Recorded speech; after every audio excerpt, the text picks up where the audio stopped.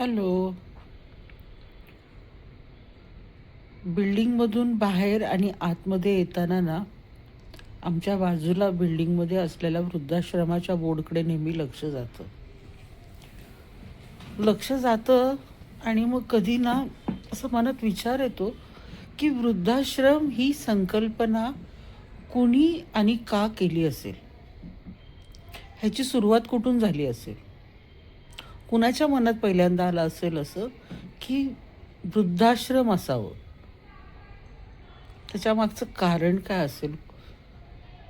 असं कुणीतरी असेल की ज्यांना आपले आईवडील पहिल्यांदा जड झाले असतील किंवा त्यांना ठेवायची सोय नसेल त्यांच्याकडे.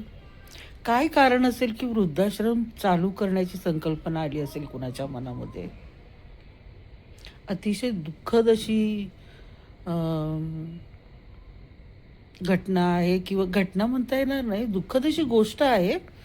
पण हे कुणाच्या तरी मनामध्ये आधी आलं असणार की वृद्धाश्रम असायला पाहिजे. खूप आधी ऐकलं होतं की जुन्या काळामध्ये आहे ना, की पहिले विधवाश्रम होती, विधवांना त्या ठिकाणी ठेवलं जायचं किंवा असं.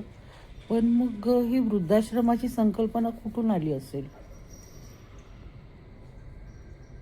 असं म्हणजे ना मनामध्ये ना भीती वाटते की असं एकाकी राहायचं आपल्या मुलाबाळांशिवाय, संपूर्ण आयुष्य आपल्या कुटुंबामध्ये काढायचं, समाजामध्ये काढायचं आणि आयुष्याचा शेवट हा अशा ठिकाणी एका बेडवरती काढायचा आणि तिथे राहायचं, जिथे सगळे आपली अनोळखी माणसं आहेत त्यांना आपलं म्हणायचं आणि तिथे जाऊन राहायचं.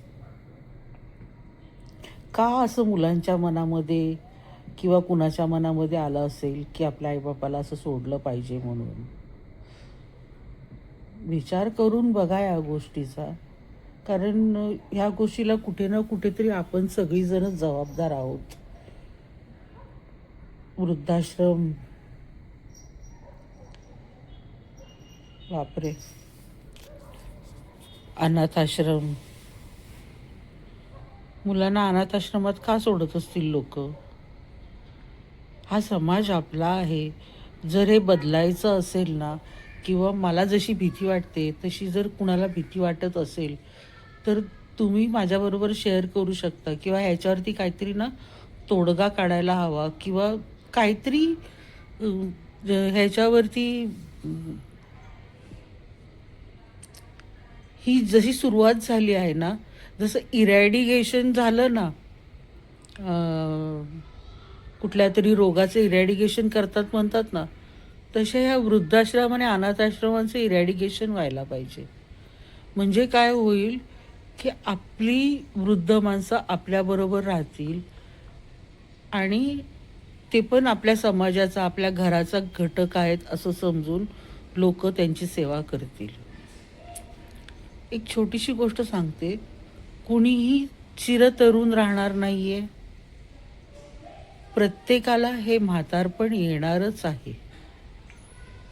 तेव्हा जेव्हा कधी कुणाला वाटत असेल की आपल्या घरातली वृद्ध माणसं ही वृद्धाश्रमात जावी, तेव्हा प्रत्येकाने हा विचार करावा की थोड्या वर्षांनी ते सुद्धा म्हातारे होणार आहेत.